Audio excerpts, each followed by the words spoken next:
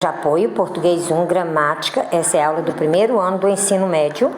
E nós vamos falar, dividir essa aula em blocos, né? Nós vamos falar sobre os pronomes, está lá na página 144, a página 157, ok? Bom, o que são os pronomes, né? Pronomes são substituição dos nomes, mas eu dividi esses pronomes em blocos para que a gente pudesse dividir a função dos pronomes. Então, pronomes são palavras, da classe das palavras, que tem uma função de representar um nome ou representar uma pessoa ou representar um objeto, né? Então, vamos lá? No primeiro bloco, que vai falar sobre os pronomes e o conceito, vocês vão ver que tem uma tirinha do H, né? Nessa tirinha, observe as falas do personagem da tira reproduzida a seguir, as palavras que indicam participantes da interlocução. O você representa um pronome, né? E na segunda, o eu também representa um pronome. O você representa um pronome a quem o interlocutor, ou melhor, a quem o locutor está se referindo, né? Um interlocutor. E na segunda oração aí, o próprio locutor, ele se auto-apresenta, né? Eu adoraria, né? Então, nesse caso, nós temos aí dois pronomes que aparecem em evidência. Tem, porque ela iria querer outra criança. Ela já tem a mim. Percebam que tem o ela, que também é um pronome, que representa, substitui um nome. E o mim, que também é um pronome pessoal do caso oblíquo, né?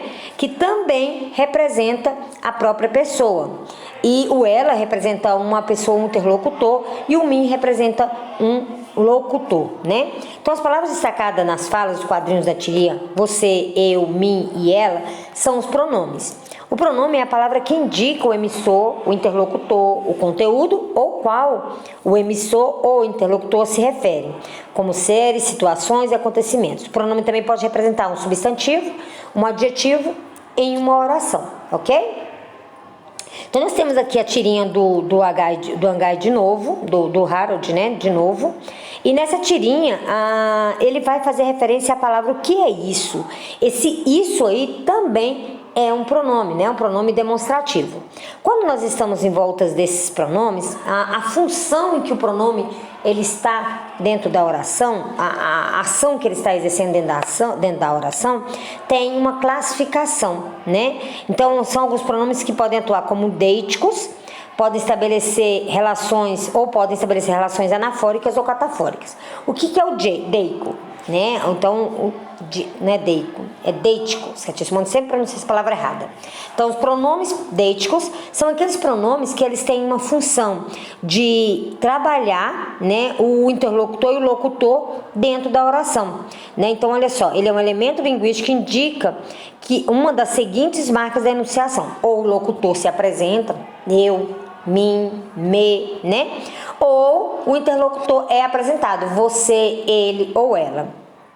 Então, olha só, eu estive com você ontem aqui, onde estamos agora. Já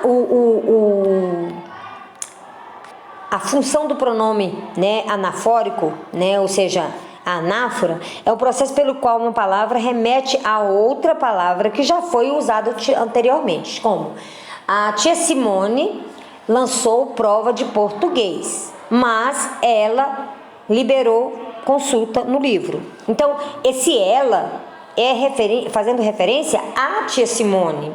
Então, a tia Simone já foi citada na oração e vai citar a tia Simone novamente. Quando falar tia Simone de novo, usou um outro pronome para representar a mesma pessoa. Então, quando acontece isso, a gente chama isso de anáfora, tá bom? Ou elemento anafórico, tá bom? Então, agora nós vamos falar sobre os pronomes catafóricos ou a catáfora, né? Então, olha só. É o processo pelo qual uma palavra anuncia algo que será apresentado posteriormente. Então, assim como a anáfora vem antes de né, de antes, o catáfora vem depois. Você vai falar sobre algo que você vai falar lá na frente. Lembra que no anafórico, primeiro eu falei o nome da Simone, depois eu citei a Simone, depois eu fiz referência a ela, que eu já tinha falado dela. Agora é o contrário, agora eu vou falar de uma coisa, vou usar um pronome, de uma coisa que eu vou usar lá na frente. Olha o exemplo. Eu só quero te dizer isto. Esse isto, ele está anunciando o que ele vai falar. E o isto é, eu te amo. Então, nesse caso aqui, esse isto, ele é um elemento catafórico. Não que todos os istos tenham que ser catafóricos, mas nessa oração ele está com essa função catafórica, ok? Bom, pense bem.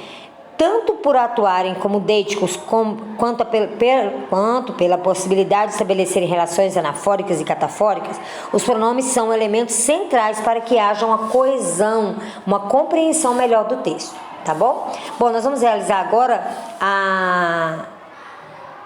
a boa notícia, né?